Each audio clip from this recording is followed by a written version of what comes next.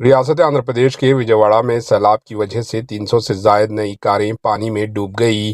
तेलुगु रियासतों आंध्र प्रदेश व तेलंगाना में कई डिस्ट्रिक्ट्स में शदीद बारिश व सैलाब की वजह से आम जिंदगी दरहम भरम हो गई है। खासतौर पर जिले विजयवाड़ा में शदीद मुतासिर हुआ है। कई लोग बेघर हो गए हैं, अपने साजो सामान से महरूम हो गए हैं। विजयवाड़ा सैलाब में 300 से जायद बिल्कुल नई कारें पानी में डूब गई।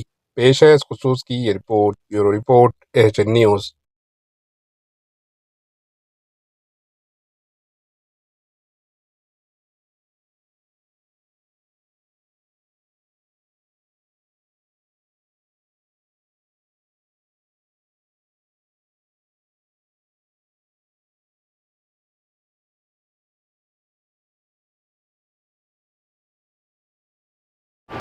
एएचएन न्यूज को लाइक करें, शेयर करें और सब्सक्राइब करना ना भूलें।